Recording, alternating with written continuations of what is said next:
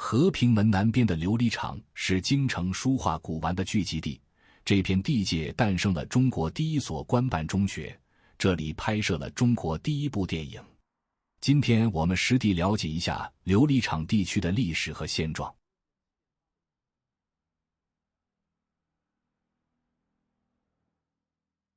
朋友们，大家好，欢迎回到我的频道。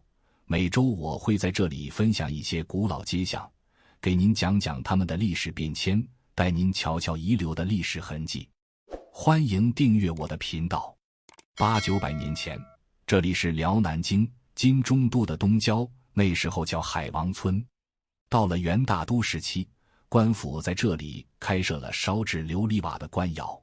明永乐定都北京后，大兴土木，修建皇家宫殿，便将官窑的规模扩大了，专门烧制建造宫殿用的五彩琉璃瓦件。琉璃厂从此成为此地的代称，是朝廷工部下属的5大厂之一，其他4个为神木厂、大木厂、黑窑厂、台基厂。清乾隆时期，由于琉璃生产污染严重，窑厂被外迁至燕山脚下门头沟的一个山村。如今那个地方叫琉璃渠村，村里至今还保留着清工部琉璃窑厂办事公所的石碑。石碑的东侧有一座建于乾隆年间的过街楼，是如今北京仅存的几座保存完好的明清过街楼之一。清初，北京城里的居民实行满汉分城居住，琉璃厂周边成为许多汉族官员和进京赶考的举子的聚居地。为了迎合文人们的需求，从明朝时就红火的前门、灯市口和西城城隍庙书市转移到了琉璃厂，这里逐渐发展成了京城最大的书市。乾隆38年，由于开始修四库全书，琉璃厂迎来了有史以来最高光的时刻。编修人员为了考证典故、详列书目，常到琉璃厂访求所需图书，于是各地书商纷纷携带真本、善本书籍来琉璃厂售卖，使琉璃厂成为广集天下图书之所在。清拜类钞云：京师琉璃厂为古董书画荟萃之地，至乾隆时儿时繁盛，书肆最多，终岁起飞，皆亦有古董书画之典。琉璃厂在很长一段时间内的主角是书，后来又有了古玩字画、珠宝玉器的买卖，都扎堆到这条街上，逐渐发展成了人文荟萃的琉璃厂文化街。清朝末年，科举制度废除，琉璃厂的书店生意急速衰落，经营古董字画的店铺日益繁盛，古玩行业在琉璃厂开始成为主流，远远超过了书店行业。现在的琉璃厂文化街，东口为延寿寺街，西至南北6巷。大街中间被南新华街分为2部分，琉璃厂西街和琉璃厂东街。南新华街本是一条水沟，自内城穿过城墙，向南流至虎坊桥。清末民初，被填平的水沟成为新的城市干道，取名南新华街。琉璃厂有许多著名老店，如淮阴山房、翠文阁、如古斋、义德阁、李福寿笔庄等，还有中国最大的古旧书店中国书店，以及西琉璃厂原有的3大书局：商务印书馆、中华书局、世界书局。而琉璃厂最著名的老店则是荣宝斋，现在占了西琉璃厂的半条街。荣宝斋的前身是松竹斋，光绪年间取以文会友、荣名为宝之意，更名为荣宝斋。清末，文人墨客常居于此地。民国年间的大书画家如于右任、张大千、吴昌硕、齐白石等也是这里的常客。琉璃厂东街29号的琉璃厂火神庙，建于明代、清代多次重修，是琉璃厂书店商铺供奉火神的场所。书店怕火，故供奉火神。琉璃厂东街北侧有一条胡同，名为厂店。自琉璃窑厂外迁远郊，窑厂废弃后，窑厂前空地就被称为厂店，胡同因此得名，沿用至今。由于胡同周围的火神庙、吕祖祠和土地祠香火很旺，招来了做生意的商贩，庙市自然形成，再加之靠近琉璃厂文化街，久而久之，场店庙会逐渐成为老北京规模最大、影响范围最广、最负盛名的庙会。场店胡同7号是吕祖祠遗址，痕迹已不清，只一屋顶有寺庙意象。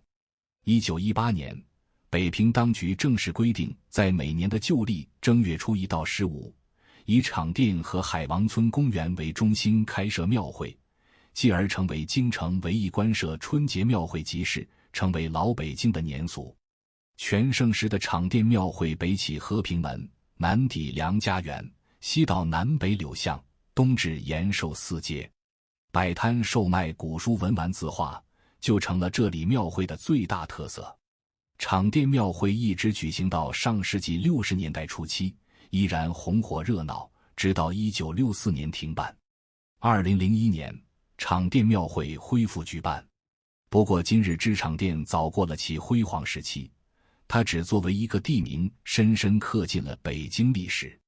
场店西侧的中国书店就是民国时期海王村公园。1915年，北洋政府开展外城近代化建设，把场店一带无序的散摊集中起来，在琉璃厂与南新华街交汇处建造了一处占地约 0.9 公顷、富有园林趣味的封闭式商场。根据其地处辽代海王村，取名为海王村公园。海王村公园内设水法、亭台、石雕拱门等建筑，是古玩字画、金石、照相、琴式聚集的场所。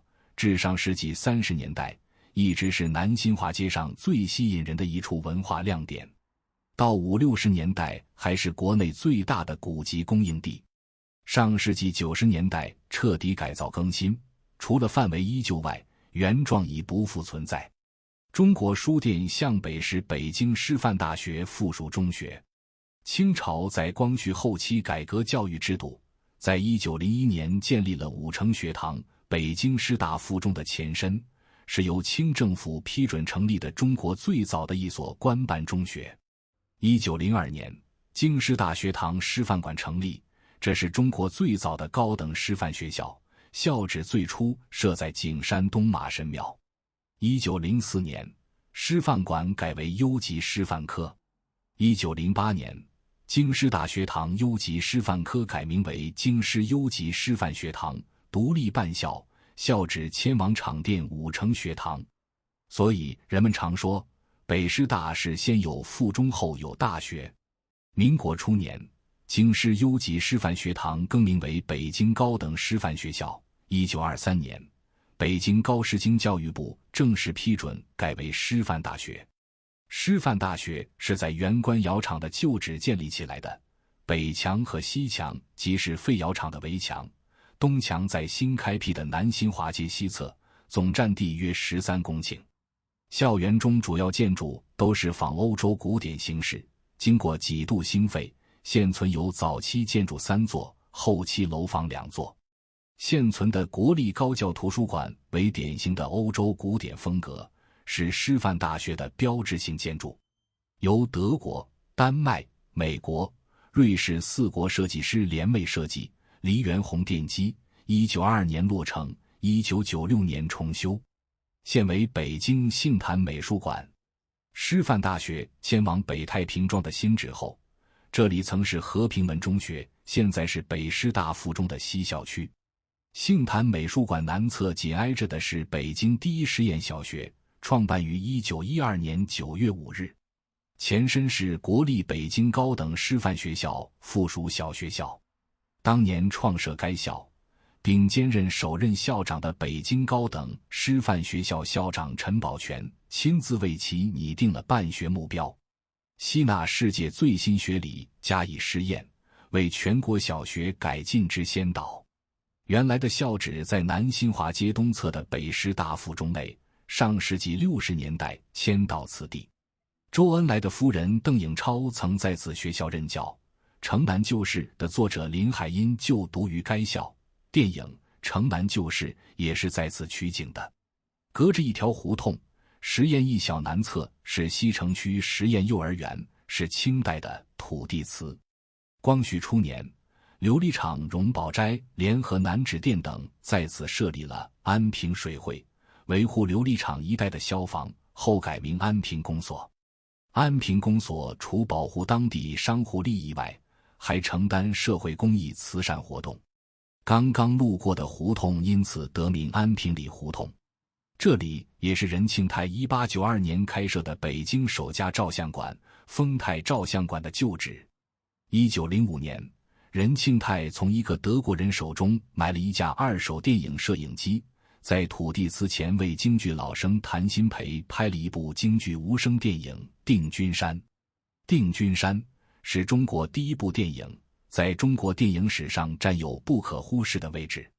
1909年，丰泰照相馆毁于一场大火之中，大量珍贵影像被烧毁。